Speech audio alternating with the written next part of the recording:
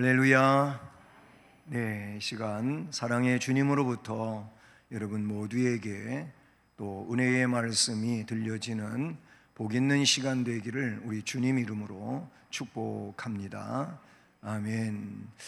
예, 낮 기온은 한 1도 내지는 2도 떨어지고 저녁 온도는 한 3, 4도 내려온 것 같습니다. 저녁엔 조금 숨 쉴만 하지요. 그동안 참 숨쉬기도 어렵게 많이 더웠습니다. 곧 또 더 선선해질 것이고, 아름다운 열매들이 무르익어가며 우리를 더욱 풍요롭게 하는 계절이 다가올 줄로 믿습니다. 우리 교회가 이렇게 설립된 지 43주년을 맞이했습니다. 1981년 8월 29일 날 우리 주 예수 그리스도께서 핏값으로 이 교회를 세우셨을 때 고 이만호 목사님을 통해서 이 연무동의 교회가 설립되게 하셨습니다. 일대 목사님이신 목사님이 24년 동안 목회하시고 하나님의 부름을 받으셨고, 2대 목사로 제가 부임을 해서 이렇게 19년 7개월 목회를 하고 있습니다. 43년 동안 우리 교회는 두 분의 목사님이 목회를 하게 된 것이지요. 여러분, 이 43년 동안 두 분의 목사님을 모시게 된 우리 수원 성심교회는 참 은혜로운 교회라고도 말할 수가 있어요. 세상에 보면 목사님이 몇 년에 그냥 바뀌어지는 이런 교회들도 많이 있어요. 이를테면 40년이 넘은 그런 교회에 목사님이 10분도 넘게 목회하셨던 교회도 있다, 그 말이에요. 그만큼 교회가 혼란스럽고 요란스럽고 또 그러면서 목사님이 체인지되고 그러다 보니까 하나님이 주신 사명도 감당하는데 어려움이 있었다고 볼 수 있습니다. 오늘 저는 한없는 하나님의 은혜로 사명을 감당하면서 오늘에 이른 우리 수원 성심교회가 앞으로도 하나님께서 기뻐하시는 시대적 사명을 하나님 주신 은혜와 능력으로 은혜롭게 감당해 나가는 그런 충만한 교회가 되기를 간절히 소원합니다. 그러기 위해서 오늘 그 본문에 나오고 있는 이 빌라델비아 교회, 이 교회가 2장과 요한계시록 2장과 3장에 우리가 아는 것처럼 7교회가 나옵니다. 에베소 교회를 위시해서 오늘 본문 다음에 나오는 라오디게아 교회까지 7교회가 나오는데, 7교회 가운데 책망을 받은 일은 하나도 없고 칭찬만 받으며, 그리고 앞으로를 위해서 권면받은 교회는 오로지 빌라델비아 교회, 이 한 교회가 있어요. 7이라고 하는 것은 완전수라고 하는 얘기를 들어보셨죠. 그리고 7교회는 세대주의자들이 구별하고 있는 것처럼 에베소 교회는 언제부터 언제까지 시대, 또 서문학 교회는 언제부터 언제까지 시대, 이렇게 세대주의자들은 구분하는 게 아니고, 우리 개혁주의는 이 7교회는 주님이 이 세상에 세우신 교회들을 말하고 전 시대에 존재하는 교회들을 말한다. 그런데 그 교회들 가운데 7가지 유형이 있다. 에베소 교회처럼 교리적인 싸움을 하다가 결국 사랑을 잃어버린 책망받은 교회, 교리를 세워 교리를 위해서 싸우는 것까지는 중요한데 주님에 대한 첫사랑을 잃어버리면 책망받는 거예요. 그리고 그런 교회는 뜨거운 교회가 아니고 아주 미지근한 이런 교회가 된다. 근데 이 빌라델비아 교회는 참 훌륭한 교회다. 그래서 저는 오늘 말씀 제목을 이 빌라델비아 교회의 훌륭함이라는 제목으로 말씀을 드리려고 합니다. 오늘 말씀을 보면은요, 각 교회마다 주님이 먼저 앞부분에는 어떤 모습으로 나타나셨는지 그 나타나신 주님의 모습을 기록하고 있어요. 근데 7절을 보시면 빌라델비아 교회에 나타나신 주님은 어떻게 나타나십니까? 거룩하고 진실하사 다윗의 열쇠를 가지신 이, 다윗의 열쇠를 가지신 분으로 나타나시는데 뒤에 계속 설명되기를 그 다윗의 열쇠의 주인이신 그분은 문을 열어놓으면 닫을 사람이 없고 닫으면 열 사람이 없어요. 주님만이 그 문을 열고 닫으실 수 있다. 볼지어다 내가 네 앞에 열린 문을 두었으되 능히 닫을 사람이 없으리라. 이렇게 7절 8절 중반까지 말씀하고 있어요. 다윗의 열쇠를 가지신 주님, 첫째 대지로 넘어가야 되는데 안 넘어가고 있네. 교회의 주인을 말하는 거예요. 교회의 주인은 예수 그리스도입니다. 목사도 주인이 아니고 장로님들도 주인이 아니고 그 어떤 누구도 교회의 주인이 아니에요. 물론 성도는 그 교회의 공동체 일원으로서 주인 의식을 가져야 되는 건 맞지만 주인이 되라고 하는 얘기는 아니잖아요. 그 교회에 정말 지체로서 온전히 존속하면서 그 교회를 위해서 하나님께 영광을 돌리는 이런 주인 의식은 있지만 그 교회의 주인은 주님이지 우리들이 아닌 거예요. 빌라델비아 교회는 모든 시대 세계적 교회를 대표하는 교회로 소아시아 7교회 가운데 참으로 훌륭한 교회인 겁니다. 그 훌륭함이 뭐냐면 말씀에 계속 설명되겠지만은 주님의 말씀을 끝까지 지키며 인내했어요. 주님을 배반하지 않았다고 하는 말씀이 말씀에 나오고 있지 않습니까?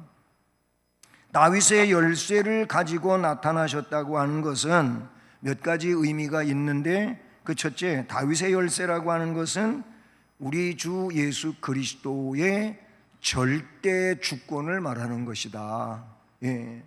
예수 그리스도의 절대 주권을 말하는 거예요. 성경이 말하는 다윗의 집, 이 다윗의 집은 그리스도의 왕국을 말하는 거예요. 족보를 이야기할 때도 그 계보를 이야기할 때도 예를 들어서 마태복음 1장을 보면 아브라함과 다윗의 자손 예수 그리스도의 세계라. 설교 시작했는데 눈을 감으시면 제가 설교하는데 좀 힘이 들겠죠. 힘을 내십시다.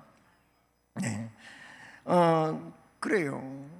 아브라함과 다윗의 자손 예수 그리스도의 세계, 이 다윗이라고 하는 다윗의 집을 언급할 때에는 그것은 곧 그리스도의 왕국을 말하기도 하고 또 그것은 현재의 교회와 그리고 궁극적으로 천국을 말하기도 하는 이런 의미를 담고 있는 겁니다. 교회와 천국의 주권자는 다윗의 열쇠를 가지고 계신 주 예수 그리스도라는 것을 말하고 있는 거예요.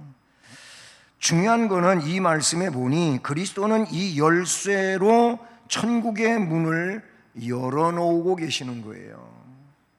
누구에게? 빌라델비아 교회와 그 성도들과 같은 이들에게는 열려진 문이에요. 할렐루야. 내가 여는 게 아니에요. 내가 여는 게 아니에요. 우리 성도들은 이런 오해를 하면 절대 안 됩니다. 내가 여는 게 아니고 나를 사랑하시는 주님께서 그 문을 열어놓고 계시는 거예요. 누구에게 열려졌냐고요? 빌라델비아 교회와 같은 교회와 그 성도들과 같은 성도들에게 그 문은 열려져 있다고 말씀하고 있습니다. 즉 선택된 백성들에게 역경 가운데서도 견실히 믿음을 지킨 성도들을 그 집으로 들어오게 하시는 주님이신 줄로 믿습니다. 그러나 주님이 그 문을 닫으시면 어느 누구도 열 수 있는 자가 없어요. 마태복음 25장의 열 처녀 비유 가운데도 보면 미련한 5 처녀들이 기름 준비하러 간 동안에 그 문은 닫혀버렸어요. 문 열어달라고 아우성 치지만 열어주지 않습니다. 열리지 않습니다.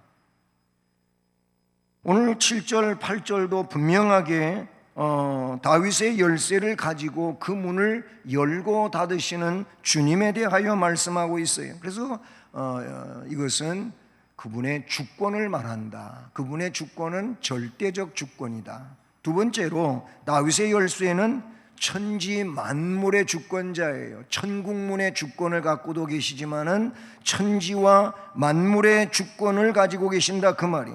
주님이 부활하시고 승천을 앞두신 주님께서 감람산에서 제자들을 모아놓고 이제 승천하시기 직전에 마태복음 28장에 하신 말씀 가운데 18절에 이런 말씀이 있어요. 예수께서 나와 말씀하여 이르시되 하늘과 땅의 모든 권세를 내게 주셨으니. 주님은 하늘과 땅의 권세를 부여받은 전능하신 주님이신 줄로 믿습니다. 에베소 1장 22절에도 비슷한 말씀이 기록이 되어져 있는데 그분은 우리의 구속자로 구속을 완성하시고 어떻게 하셨다고요? 죽기까지 그렇게 십자가에서 복종하신 그 주님을 이제 부활하게 하시고 승천하여 높이셨어요. 그때 그 말을 만물을 그의 발 아래에 복종하게 하시고 그를 만물 위에 교회의 머리로 삼으셨느니라. 아멘. 그분을 교회의 머리로 주셨다고 하는 이런 말씀이 에베소 1장 22절에 기록이 되어져 있습니다. 만물의 주권자이십니다. 만물을 회복시키는 분도 그분이시고 우리를 새롭게 하시는 분도 그분이신 줄로 믿습니다.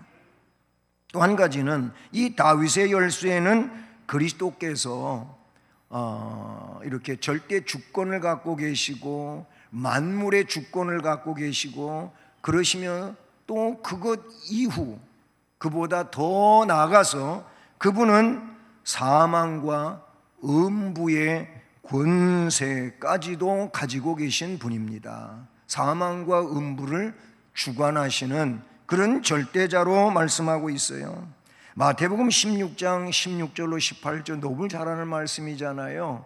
베드로의 신앙 고백을 들으시고 주님께서 내가 내게 이르노니 너는 베드로라, 페트라, 바위덩어리다. 이제 문장적으로는 그렇습니다. 근데 그게 뭐냐면 너의 신앙 고백이 바위와 같은 거다, 이런 말씀이에요.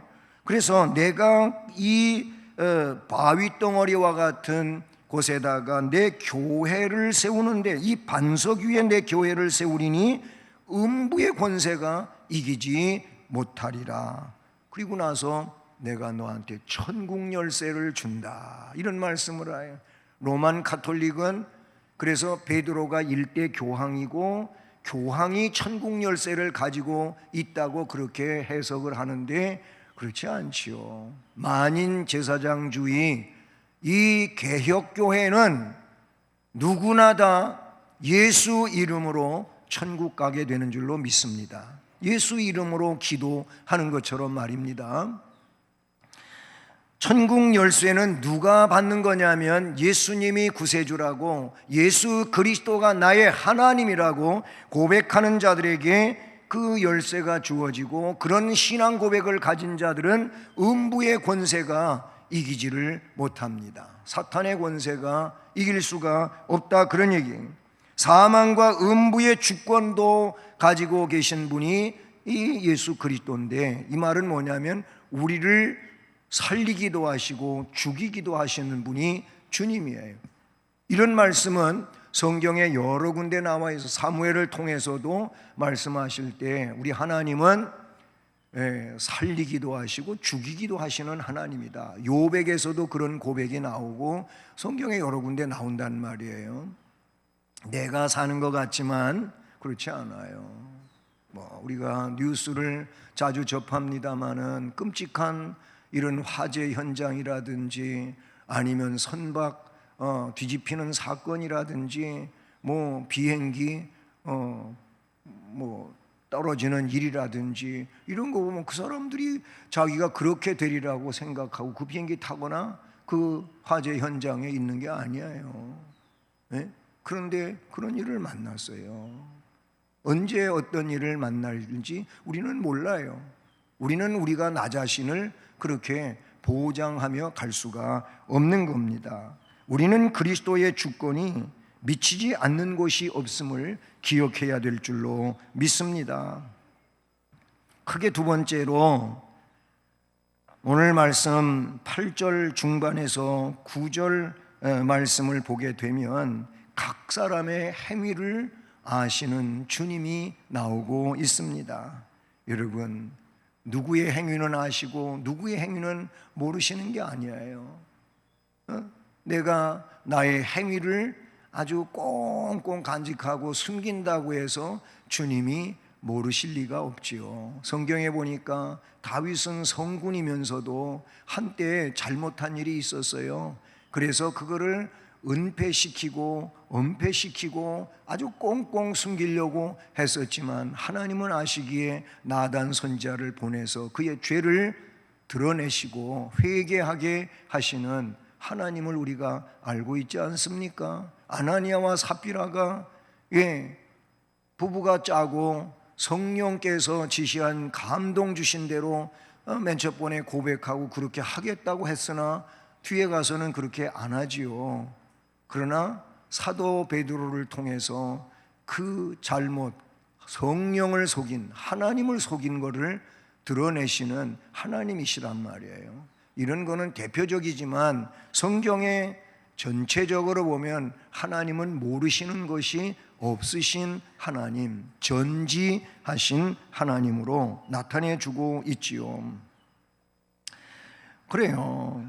말씀해 보니까 내가 내 행위를 아노니 어디에? 8절 중가운데 나와 있어요. 그러면서 그 이하의 9절까지 아시기 때문에 말씀해 주시는 내용이 나오고 있지요. 그래서 이런 말씀은 계시록에 여러 군데 나오는데 2장 2절 3절 앞부분에 돌아가 보아서도 거기에도 내가 내 행위와 수고와 내 인내를 알고 그랬어요. 그런데 이게 에베소 교회만 그런 게 아니고 각 교회에 다 나와요. 2장 13절에 또 19절에 3장 1절에 3장 15절에 이런 말씀들이 내가 내 행위를 안다. 네가 어떻게 했는지 안다. 내가 내 수고도 안다. 아신다고 말씀하고 있는 거예요. 오늘 3절에도 또 내가 참고 내 이름을 위하여 견디고 게으르지 아니한 것을 아노라. 네가 그렇게 신앙으로 믿음 지키기 위하여 힘쓰고 애쓴 거 내가 안다. 이렇게 말씀하셔요. 뿐만 아니라 각 사람의 행위를 아시기 때문에 잘한 일에 대하여는 칭찬과 상급을 주실 것이고 잘못한 일에는 책망하실 것이고 오히려 믿지 아니하고 그렇다면은 이들은 영원한 형벌을 받게 되는 거예요. 주님은 아시기 때문에 그렇게 하시는 거지요. 내가 너희 각 사람의 행위대로 갚아주리라. 2장 23절, 20장 12절, 13절, 22장 12절에 이런 말씀이 동일하게 기록이 되어져 있고요. 마태복음 16장 27절 말씀에도 인자가 아버지의 영광으로 그 천사들과 함께 오르니 이제 마지막 재림하실 때를 이야기했죠. 그때 그때에 각 사람이 행한 대로 갚으리라. 각 사람이 행한 대로 내가 갚아주겠다. 로마서 2장 6절에도 하나님께서 각 사람에게 그 행한 대로 보응하시겠다. 참고 선을 행한 자에게, 믿음으로 행하지 아니한 자에게, 로마서 2장 6절 이하에 쭉 기록되어져 있음을 보게 됩니다. 여러분, 민수기 14장 26절부터 33절 찾아보지는 않겠지만은 그 말씀엔 무슨 내용이 나오냐면은 12 정탐꾼이 가나안을 40일 동안 정탐하고 그렇게 돌아와서 보고를 했을 때, 모세 앞에서 또 백성들을 모아놓고 이거를 보고를 했을 때, 우리가 잘 아는 것처럼 12명 가운데 10명은 안 된다는 거예요. 우리는 가나안에 못 간다는 것이고 2명은 간다는 거예요. 못 간다는 사람들은 하나님에 대한 믿음은 없고 그냥 그 여리고 성을 위시해서 모든 성들이 견고하고 아주 장대한 안악 자손이 거주하고 있고 그들은 무장을 하고 병기를 들고 서 있단 말이죠. 근데 우리는 너무 그들 앞에 연약한 존재고 군사도 없고 어떻게 그들과 전쟁해서 그 성을 빼앗냐 이거예요. 못 안 된다 이거예요. 이제 우리는 가나안 못 간다. 광야에서 다 죽어야 된다. 이런 거예요. 그 백성들이 10명이나 되는 사람이 그렇게 말을 하니까 난리가 났어요. 네? 이 사람들이 믿음 없이 그렇게 말하니 백성들 또한 믿음 없이, 하나님에 대한 믿음 없이 아우성치고 난리가 난 겁니다. 그러나 여호수아와 갈렙은 저들이 말한 게 하나도 틀리지 않다. 다 맞다. 맞는데 문제는 뭐냐면 하나님은 우리를 그 땅을 주시려고 아브라함 때 약속하셨고 애굽에서 살다가 거기에서 기적을 통해 여기까지 나왔고, 그렇잖아요. 기적으로 탈출했고 홍해를 건넜고 만나와 메추라기를 먹으며 반석에서 샘물이 나오고 이런 경험들이 있단 말이에요. 이게 하나님의 역사잖아요. 하나님은 하신다. 하나님 말씀 믿고 가면 된다. 그런 거예요. 그런데 그 민수기 14장 26절로 33절 그 중간에 듬성듬성 보게 되면 이런 말씀이 나와요. 나를 원망하는 이 악한 회중에게 내가 어느 때까지 참겠느냐. 이스라엘 자손이 나를 향하여 원망하는 바 그 원망하는 말을 내가 들었다. 사람이 떠드는 얘기 하나님이 다 들어요. 하나님 못 들으시는 게 없어요. 불평하고 원망하고 시기하고 거짓말하고 하나님이 다 아시죠. 내가 들었다 그랬어요. 그러니 그들에게 이르기를 여호와의 말씀에 내 삶을 내가 맹세한다. 뭘? 너희 말이 내 귀에 들린 대로 내가 너희에게 행하겠다. 각 사람이 행한 대로 갚으시겠다고 하는 얘기가 똑같은 거지요. 그래서 너희 시체가 이 광야에 엎드러질 것이다. 너희 중에서 20세 이상으로 계수된 자, 나를 원망한 자 전부가 여분네 아들 갈렙과 눈의 아들 여호수아 외에는 이 두 사람 외에, 그때 당시 20세 이상에 두고 한 얘기예요. 여호수아 갈렙 외에는 내가 맹세하여 너희에게 살게 하리라 한 땅에 결단코 못 들어간다. 너희가 사로잡히겠다고 말하던 너희의 유아들은 내가 인도하여 들어가게는 하는데 너희의 자녀들은 너희의 반역한 죄를 지고 너희의 시체가 광야에서 소멸되기까지 40년을 광야에서 방황하다가 40년 만에 들어간다. 불신앙적인 어른들의 잘못 때문에 20세 이하의 어린 자들도 가기는 가는데 빨리 못 가고 40년 동안 광야를 배회하는 이런 일이 있게 됐다고 말씀하요. 그대로 됐잖아요. 그렇죠? 그대로 됐어요. 그렇게 40년을 지내서 가나안의 여리고 성을 요단강을 건너 여리고 성을 무너뜨리면서 이제 정복이 시작이 되지요. 누구를? 모세도 죽었고 여호수아를 통해서 그 일이 일어나게 됩니다. 우리는 이런 말씀들을 통하여 하나님은 들으시는 하나님, 그리고 신앙이 있는지 없는지 그의 마음 속에, 그의 행위 속에 다 드러나는 거예요. 그래서 각 사람이 행한 대로 갚겠다. 마지막으로 오늘 빌라델비아 교회를 향하여 예수 그리스도께서 말씀하신 내용이 이제 쭉 나오는데, 이 말씀은 칭찬의 말씀이 나오고 권면 위로의 말씀이 나오고 그 다음에 축복의 말씀, 상급의 말씀이 나오는 걸 보게 됩니다.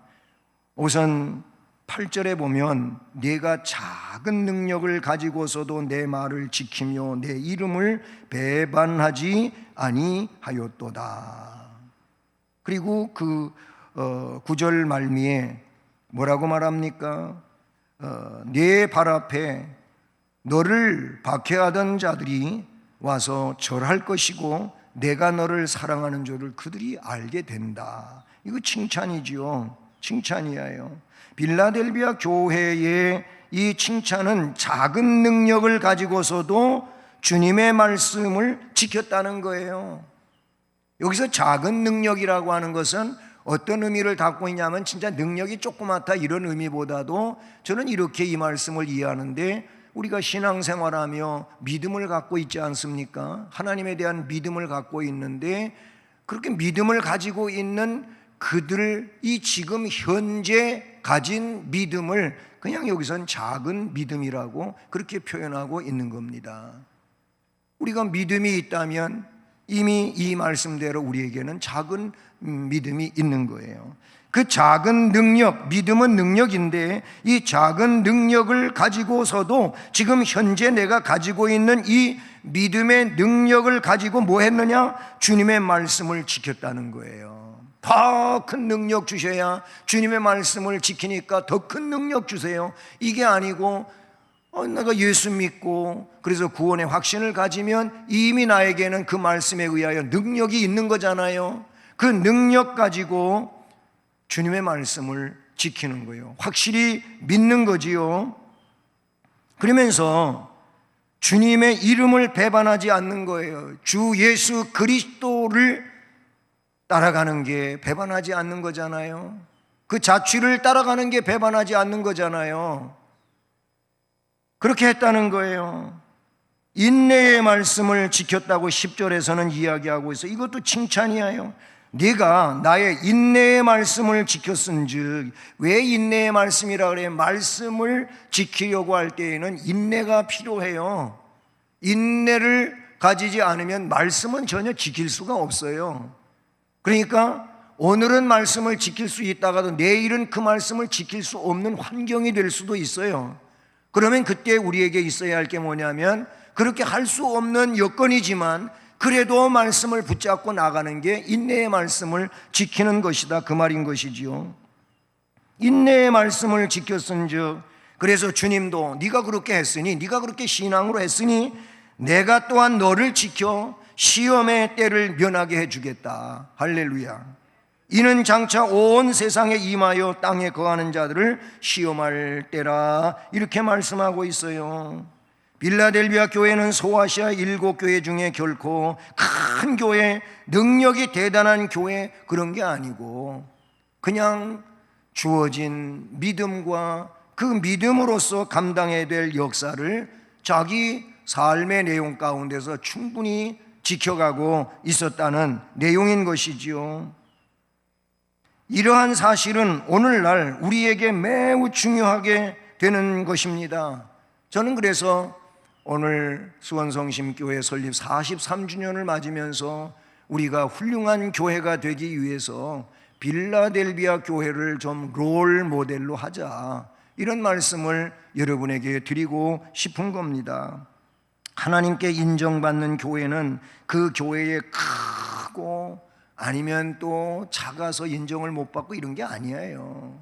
중요한 건 크든지 작든지 하나님께서 인정하는 교회는 하나님의 말씀을 지키는 교회입니다. 끝까지 인내하는 교회입니다. 그러면서 충성해 가는 교회가 하나님이 아주 귀하게 보시고, 그리고 하나님이 칭찬하는 교회가 되는 줄로 믿습니다. 받은 믿음의 능력으로 주님의 말씀을 지켜야 됩니다. 현재 내가 가지고 있는 이 믿음의 능력으로 나는 말씀을 지켜야 되는 겁니다. 그러니까 교회의 사명은 주님께 대한 믿음을 지키는 게 교회의 사명이에요. 우리 성도 개개인에게 있어서도 우리의 사명은 뭐냐면 우리 주님이 나에게 주신 말씀을 지키는 게 나의 사명이다. 그러니 그 말씀을 지키는 자체가 뭐예요? 주님의 이름을 배반하지 않는 거예요. 말씀을 못 지키는 것이 주님을 배반하는 게 되는 거지요. 주의 말씀으로 우리는 어떻게 해야 되냐? 똘똘 뭉쳐야 돼요. 우리는 공동체잖아요. 그러니까 너나 할 것 없이 주님의 말씀이 중심이 돼가지고 우리는 이 말씀 안에서 똘똘 뭉쳐야지, 이 말씀을 버리고 아니면 말씀은 제외하고 그냥 인간의 그 어떤 것 가지고 자꾸 뭉치려고 하면 안 되는 거예요. 오로지 주의 말씀으로 똘똘 뭉쳐서 믿음을 우리는 지켜야 되고, 그래서 예수 그리스도를 배반하지 말아야 된다라는 거예요. 이게 칭찬의 말씀이었어요. 그 다음에 권고의 말씀이 나와요. 11절이에요. 내가 속히 오리니 내가 가진 것을 굳게 잡아 아무도 내 면류관을 빼앗지 못하게 하라. 주님 오신다, 다시 오신다고 하셨고요. 그런데 우리는 주님이 오시는 날까지 살 수도 있고 못 살 수도 있고 그건 우리가 모르잖아요. 어쨌든 우리는 궁극적으로 주님 앞에 서야 될 자들이에요. 그러면 네가 가진 것을 굳게 붙들어, 너의 믿음을 굳게 붙잡아, 주의 말씀을 굳게 붙잡고, 아무도 그런 자들에게 주님 면류관 주실 건데 그 면류관을 빼앗지 못하게 하라, 이렇게 말씀하고 있지요. 그렇습니다. 우리는 주님 앞에 섰을 때 믿음을 지킨 자들로서 주님의 그 약속을 굳게 붙잡은 자들로 면류관을 수여받는 자가 되어야 할 줄로 믿습니다. 그러면 마지막으로 상급의 말씀이 나와요.